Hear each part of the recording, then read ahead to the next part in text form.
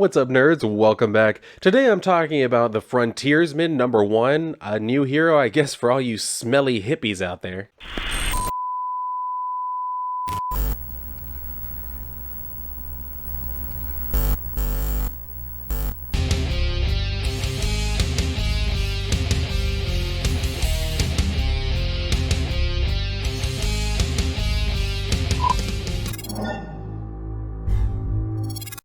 So when I saw this, I wasn't sure how to feel about it. I opened it up and I was like, you know what, the art in here is actually pretty good.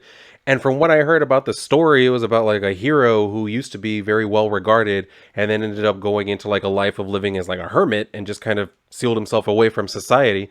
So I was like, all right, it kind of seems interesting because then it said he's going to be, brought back into it for some reason. So I was like, all right, interesting synopsis at least. I'll see what it's about. So I picked it up, and there's let's talk about it. So we see this thing where we're starting out, and we can see this like robot that's walking through the woods. Like I said, the art in here is actually very nicely done. But anyway, we see this robot walking through, and we can see the guy, Frontiersman, is talking on the phone. And so he's saying, like, you ever think maybe I'm right? The other person, who is a woman, I think her name is Claire, she said, not once. And he says, what part of it am I missing out on? The polluted air, the endless noise, the human clutter, maybe? So she says, the human clutter, there it is. You've reached Unabomber level misanthropy. And he says, you ever read his manifesto? It's not the craziest thing I've... And she's like, nope, stop before you get a visit from the NSA. And he says, they'd never find me. Claire, give me a sec here.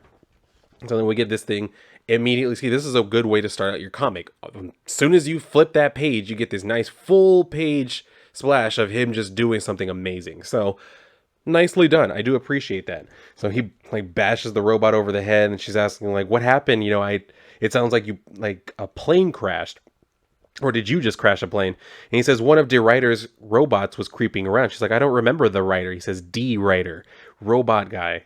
So she's like, he's a robot guy or a guy who builds robots, or both. He's like, he's been dead for some time now. Being a robot might have worked better for him, come to think of it.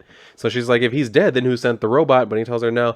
What probably happened was this one was like stuck in the lake for like 10 years or whatever, and it finally like dredged itself out, and then it just kept coming for me. So he's like dragging it back to his cabin or whatever. And then he said, I tried talking with one. It called me disappointing flesh and hit me so hard I pissed blood the next day. So she says, disappointing flesh. I like it. Can I call you that from now on? He's like, sure. But then he looks up and notices someone's in his house. So he's saying like, I'll call you back. She's like, what now? More robot? But he just clicks off. And then he takes the head from the robot, throws it through his own damn window, and then like comes and kicks in the door. And he's saying, my house? Violating my personal space? Not smart.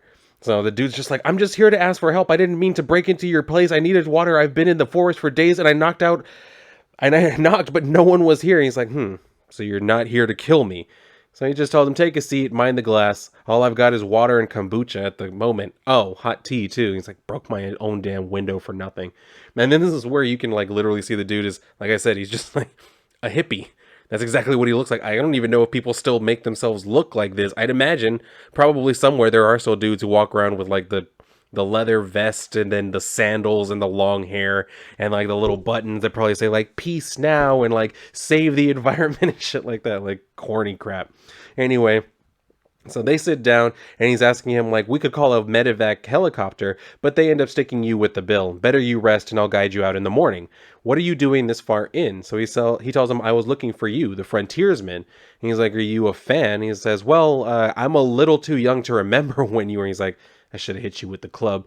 Not here to kill me. Don't want a selfie. What's this about? And he tells him, my name's Deontay, and I'm here for your help, your advocacy. He tells him, like, I already give to like a number of environmental causes and crap already. If yours makes sense, I'm sure I can offer. And he's like, we don't want your money. So he says, that's a first. So what can I do for this practical revolution? He says, we need you to fight. So that gets his attention, and he's like, he gives him this look and shit where he's basically telling him like, I don't know if you've heard, but I don't do that anymore. I'm basically retired. So he tells him, I'm too old to fight. But he says, it's a symbolic battle this time. We're smashing an idea, not a supervillain.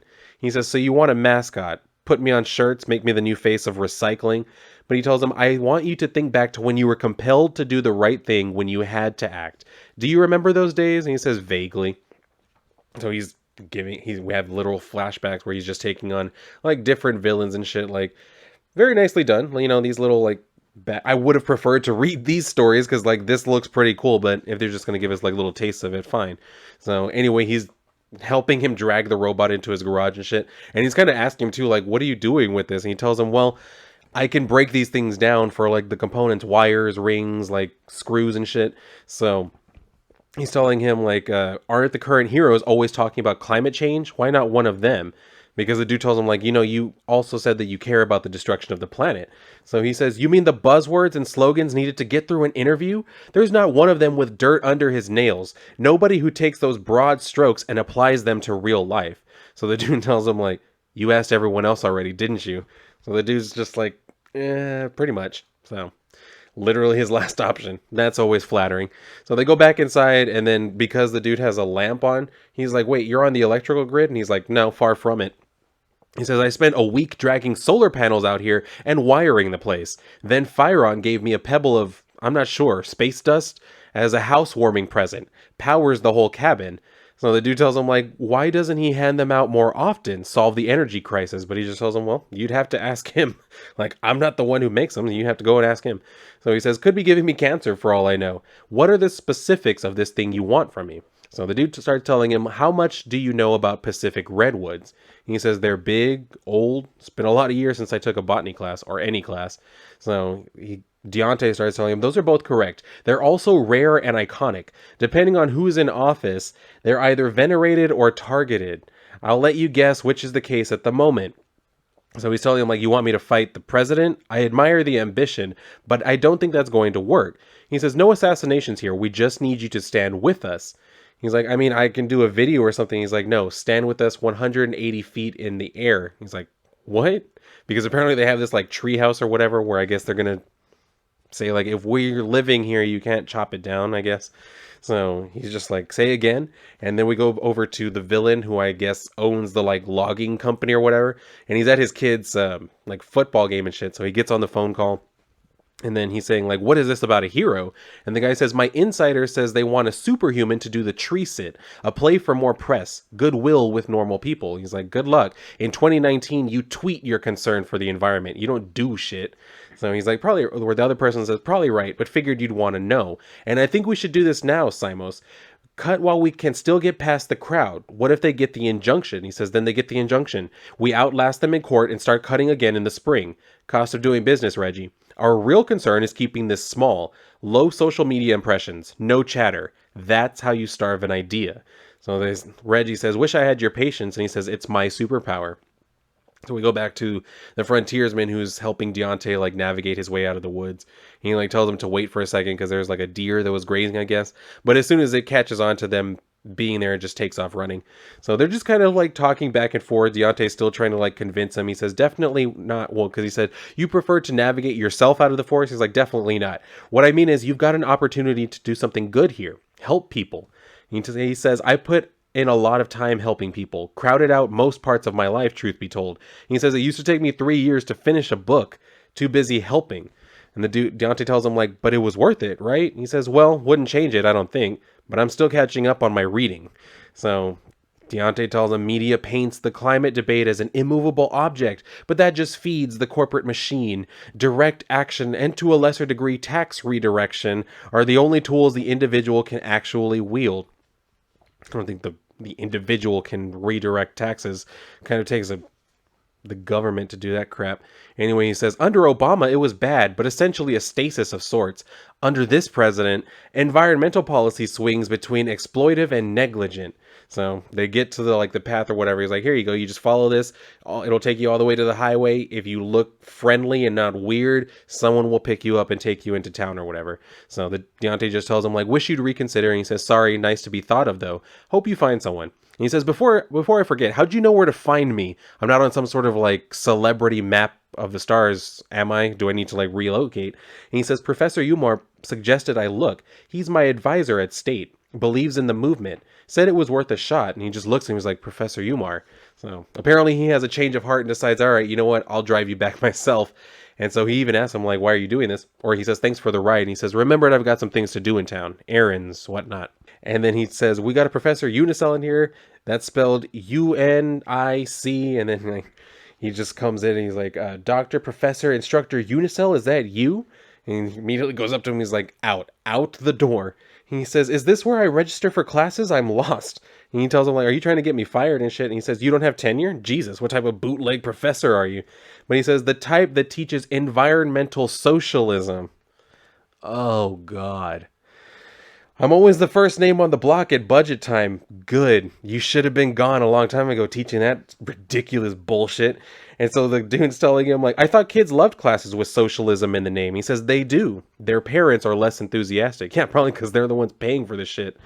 Or they have their kids pulling out tens of thousands of dollars of loans to learn about environmental socialism. Anyway, so he says, "The offer didn't appeal to you at all?" He says, "What, being a mascot for a movement I lost touch with? Big appeal." But Unicel tells him, like, "You were the only one of us who really cared about the planet back then." He's like, "Back then? I still care. Don't attempt the guilt trip. It's just, there's allies, there's comrades, and then there's the guy you put the camera on. You're afraid you don't measure up," he tells him. But he says, "I know I don't. Kids want a savior. Movements want martyrs. Nobody wants a normal guy who happens to feel strongly about a thing." I guess. Yeah, that might be true. Anyway, he says, "You're psyching yourself out. Nobody expects the world. Give the press a soundbite on your way up, an inspiring word on your way down, and a couple waves." And then we see this thing where they graffitied a statue, which, I mean, isn't anything new. It's something that's been going on for a while. But when you see that it says at the bottom, they spray painted, "Fuck colonialism." Oh, God. This is what I'm talking about. Y'all, I get it. You want to put like social messages and shit in here, but you do it so heavy-handed, it comes across as corny and goofy. Stop. Stop thinking you're being clever and that you're going to get people to buy onto the message you want them to buy onto by doing goofy shit like this. Just knock it the fuck off and tell me a story. Anyway, so he says, "All good until someone digs up something stupid I said about working mothers in the 80s. Then I'm the enemy in their midst." And the Unicel has to tell him, "Is Fox News the only channel you get in your hut? All that campus radicalism hysteria is a myth. There's no purity test." That's a goddamn lie. I don't know if anybody out there, how long has it been since y'all were in college or whatever, but I remember seeing this shit with my own two eyes. Like, yes, there are absolutely people who are radicals in college, and it's very common. But anyway, he's telling him, like, "You remember Barros, however the fuck you say it." He says, "Called himself the high priest of hostility." And so we kind of get this, like, flashback. Again, I kind of want to see these stories instead of y'all just constantly giving me the flashback, like, "Oh yeah, you remember when we did this, and then, like, this was how it played out," or whatever. So we get all of that, and he was talking about how something that this guy said actually kind of, like, got through to him, where he says, "He said something to me that I've thought about a lot over the years." He says, "These people, they wanted to behave this way. I didn't force them, I allowed them. Your neighborhood, friends, even family, the whole world can turn against you. All it takes is a nudge." Yeah, unfortunately true. So he's telling him, "That's why you won't do a heroic thing here, because a deranged weirdo decades ago told you people are fickle. That's it." And he says, "It rang true. I don't know these kids. I feel their cause, but I'm not like them. I'm old. There was a time I was on the bleeding edge of every movement, but now I'm not the vanguard of anything." So he just takes off, and then I thought he was going home at first, but apparently he goes to see Claire where she works. So he takes off there, and then he calls her and says, like, "You at work?" She says, "Am I ever anywhere else?" And then she's like getting mad at like one of her apparently volunteer employees who isn't getting all of the carts together at one time. So she's saying, "The carts stack for a reason. Don't collect one at a time. Make a train of them, obviously." He's like, "Damn, Claire, are you this hard on all the volunteers?" But she says, "As members, they get 15% off. I make sure they earn it." Is that it? I mean, again, granted, yeah, that is something, but that's it. You don't give them anything else. They just get a discount, and you think that's enough of a reason for you to be a bitch to them like that? Like, come on. If you want to be constructive, be constructive. But I mean, when you have that snarky tone saying, like, "Make a train of them, obviously," and then she comes inside, she's like, "My God, look how these morons stocked the corn. I heard you. Don't do it." So it doesn't even look like they stocked it. Some of them are on the ground. So did they stock it, or did they just go and dump the shit there? Anyway, so she's like, "And look at this. How are we supposed to sell anything if everything looks like shit?" See what I mean? Calm down. I get it. But these are practical things. Like, none of this is life or death. You're stocking a store and trying to make it, pleasing. And also, it's nighttime. It doesn't look like anybody's even really there. And you're over here on some sort of tirade and shit. So he's like, that's it. Don't do it. She says, what else is there to say? Someone is trying to exploit you. He says, exploit might be a bit strong. She says, they want your face and your muscles. And they expect you to go along with it because guilt? Pass. He says, I do have muscles. You know that, right? This is unexpected. I thought you'd tell me I should give it a go. And she says, look, everyone is just doing what they can, and I'm not here to judge anyone, but she says, but I deal with these people all day. This place runs on fads, sad as it is to say. Sure, we've got the regulars, 30 hippies shopping here since it opened, but we don't stay open without a New York Times piece getting everyone hot on locally sourced or cruelty-free a few times a year. So he says, you're saying environmentalism is a trend for these kids. She's like, of course. A few of them will stick with it, but most will end up driving SUVs and owning stock in factory farms. Again, true. So he says, I thought I was cynical, but she says, the cause is fine. The people are probably nice. I'm just saying they're asking you to assume all the risk. They're treating you like you're still a superhero. So that's where he finally does like go back home, and we see he's just kind of like chilling. He goes to sleep, and then he wakes up and he's like, God damn it. Yeah, God damn it. So she calls him, says, did you get home okay? And he says, yeah, I wanted to thank you for the advice, Claire. She says, no sweat. Everybody needs a sounding board sometimes. Helps to get your thoughts clear, you know? And he's like, yeah, that's true, because apparently he decided, yeah, I'm going to go ahead and do it, which I think we all saw that coming. But I do want to go ahead and mention here, because I don't normally read like this whole like backup thing, for part of the reason why, the only reason why I kept going was because of the first paragraph where it's like, Frontiersman is the result of the hour shared enthusiasm and blah blah, a love letter to yada yada. Look, you know the deal. You've read this spiel in other books, so I'll spare you and instead get to what's different about this series. But first, let's get the lay of the land. The creators who pioneered the American comic format had prose and movie serials as their influences, and newspaper strips, comic strips. They also were trying to do that too. Later, as a new generation of creators raised on comics took the reins, there was a meta quality to the work, which proved a perfect fit for the complex interwoven narratives at Marvel and DC. If the fans expected continuity, it didn't hurt to have creators who knew every corner of it. Opinions vary on how it all aged. I tend to think that while not every book over the past 60 years has been a creative success, the grand experiment of it has been interesting. But around the time of the second image boom in the early 2010s, I began to wonder if this inward-looking approach was long for the world. When a publisher experiences brain drain, and there is no other way to characterize what happened to Marvel at that time, all you're left with is continuity, and it's not pretty. Big two characters have such devoted fan bases that it becomes a game of intellectual property Moneyball. If creator X sells 80,000 copies of Batman, but their page rate is at the highest tier, then an astute bean counter will ask, why not get the guy who sells 76,000 copies, but will work for peanuts? And so begins a race to the bottom. And not to sound conspiratorial, but it's often around that time that fans turn on creators. They've seen them reach the top of the mountain, and, maybe rightly, there's a thirst to see something else. So often the next step in the cycle is a string of company men who produce scared pablum that doesn't offend anyone or excite anyone. And there is always some faction of decision makers at those publishers who see low impact material as good stewardship. But mediocrity is gangrenous. Ignore the symptoms at your own peril. Strip clever and innovative from the equation and you're left with just a framework. All lattice, no vine. And now even the lattice is in disrepair. Continuity has been tossed, so what remains? How many times can they replace the axe handle and the blade before we acknowledge it's not the same thing anymore? So here's the options as I see them. Complain pointlessly or do something. I think enough people have the former covered. So the Frontiersman team is attempting the latter. Invincible, Astro City, Black Hammer are all strong examples of work from creators who love superhero comics. The Elementals, Concrete, Badger, Empowered, the list goes on. At any given moment, those books with 1/5 to 1/100th the readership of their big two competition were significantly better. Can Marco and I achieve those same heights? I believe we can.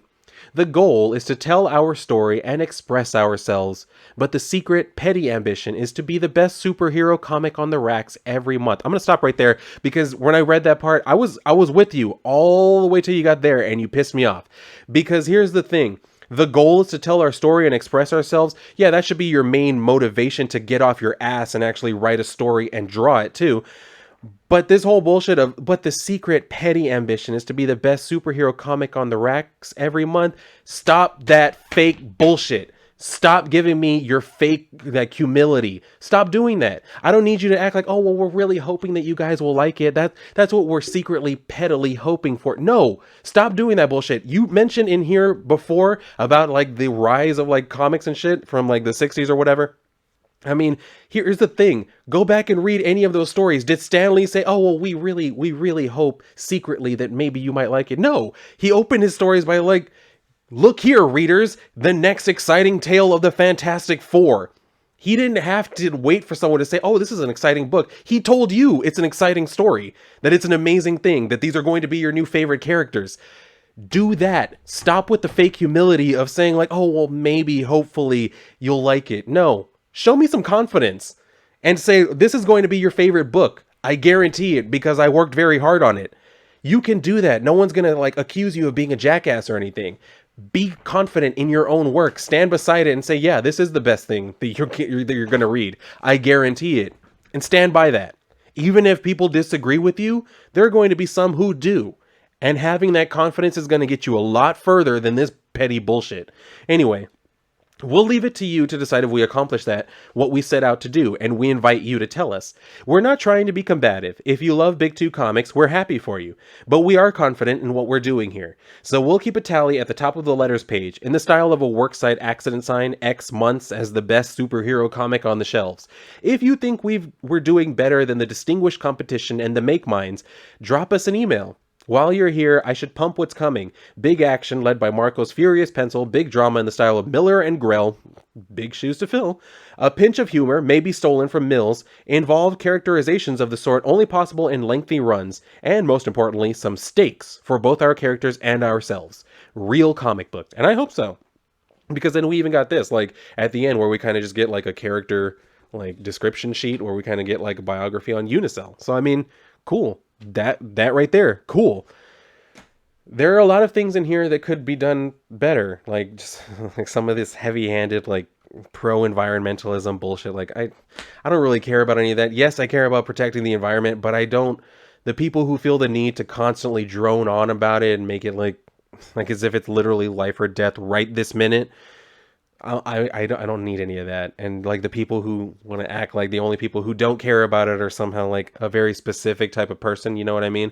Talking about like the politics and shit in there, like all of that's for the birds, man, literally. Just leave it alone. You didn't need to put any of that crap in there. You still could have told this story without putting all of like the political bullshit. I don't care if anybody thinks that comics have always been political. You know what?